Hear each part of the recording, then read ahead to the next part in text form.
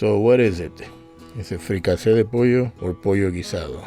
Let's cook some fricase de pollo. Welcome to my workshop.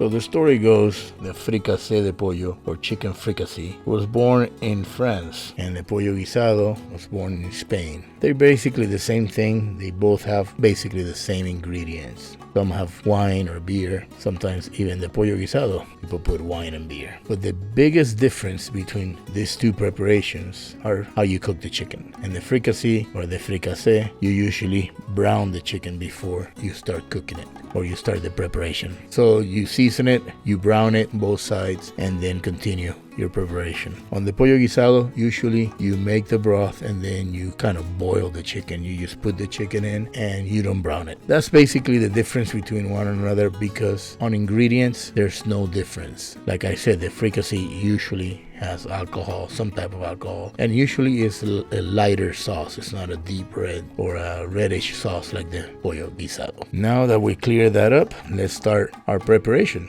I like to use chicken thighs. A lot of people like to use the whole chicken. I prefer the chicken thighs because they will all cook at the same time. When you have chicken breasts and chicken thighs and chicken legs and chicken wings, they all cook differently, different times. So maybe by the time the thighs are ready, the chicken breast will be overcooked and so forth. So that's why I like to use the same type of chicken part when I'm doing my fricassee. Anyway, so I start by removing any extra skin or fat that I can find and trimming the chicken thighs as best as I can. Then I season them, get them all ready, and usually I like to marinate them in that seasoning overnight, or at least 2 or 3 hours. So I like to start my preparation of the chicken, like I said before, by browning the chicken skin side down and then turn them around and getting that beautiful brownish color. That also will render some of the fat that we can take out later, and also will create that fond, or the bottom of the pan will have all these little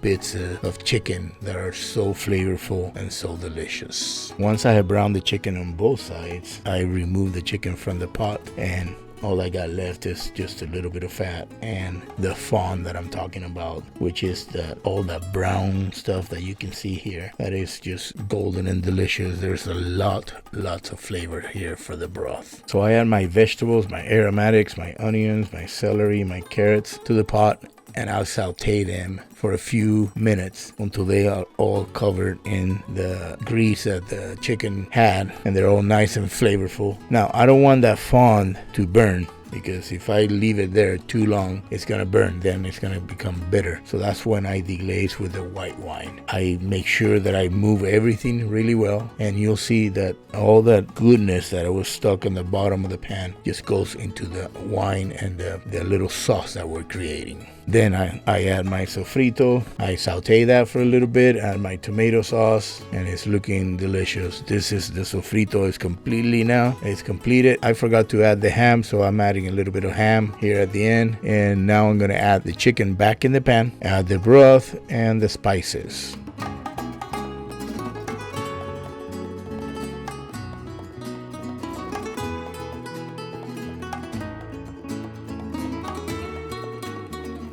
Now I'm gonna let it come to a boil, and now I'm gonna add my potatoes. I like to use whole potatoes. They're kind of medium. These are kind of yellowish. They're a little creamier, so I like them better for my preparation. As you can see, I have I get like a couple of those potatoes and I cut them into little pieces and I add it to the fricassee. The reason I do this is because eventually the small potatoes will break down and will thicken the sauce naturally, so we don't have to add any thickener or anything like that. So it's a trick that if you guys want to use, just cut them small pieces, drop them in there. Once they're cooked and you're stirring the pot, the potatoes will start breaking down and they will start thickening the sauce. So once I add the potatoes, I'm gonna bring it to a boil, then to a simmer, and I'm gonna cover it and let it go for about 45 minutes to an hour. After 45 minutes pass, or an hour, I lift the lid, I check And like I said, the potatoes have thickened the broth. And one of the important things here is, as you can see, the potatoes are not red. The chicken is not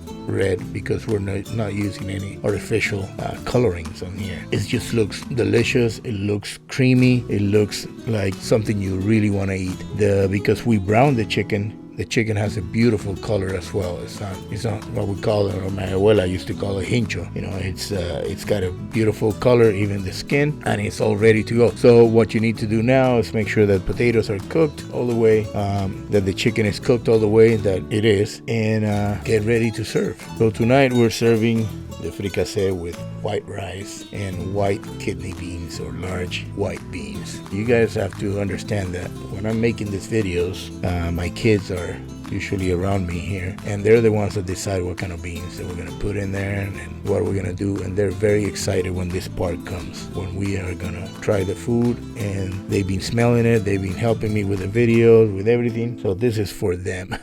So now, like I said, I serve it with white rice, white beans. Look at the consistency of the broth. It's not like water. It has a little bit of consistency. The potatoes are incredibly creamy. They're not broken down. They're not into pieces. The chicken is nice and brown. Everything is exactly how you want it. I hope you guys have enjoyed this video as much as I enjoy making it for you. Please share with your friends, with your family, with everybody, and follow us on TikTok, Twitter, Instagram, Facebook, and YouTube. And remember that the recipe for this preparation is going to be in our YouTube page. Under the more information, there's a little arrow that points down. Press that one and you'll find the whole recipe with all the measurements perfect for you trying it. And try it. I guarantee you this is going to be delicious, finger licking good. I hope I will see you next time. Take care.